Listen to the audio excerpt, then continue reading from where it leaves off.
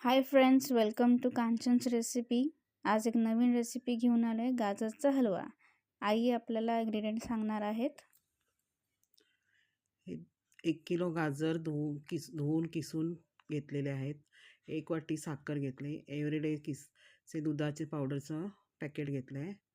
इथे मी कढई ठेवली, त्याच्यात 2 चमचे तूप टाकले.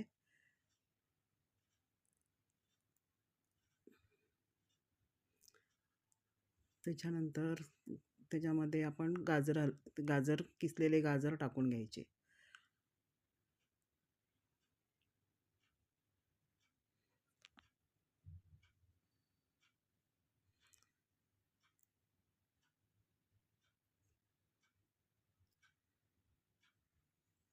किसलेले गाजर टाकल्याच्यानंतर ते चांगले परतायचे.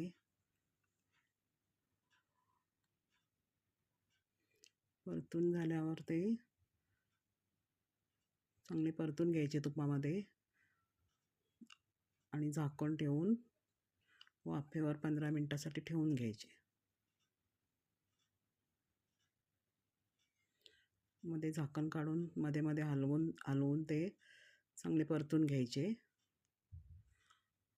आणि पुन्हा झाकण ठेवून 15 मिनटं शिजून द्यायचे वाफेवरती. तर 15 मिनटं झालेले आहेत.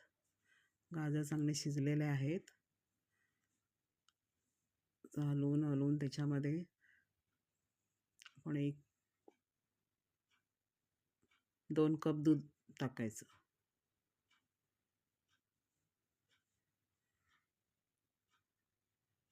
एक वाटी साखर टाकायची.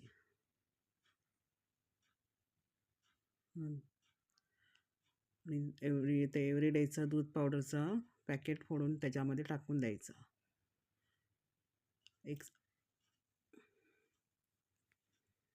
एक चमचा वेलची पावडर टाकायची. बदाम, किसमिस, काजू सगळं टाकून हलवून घ्यायचं.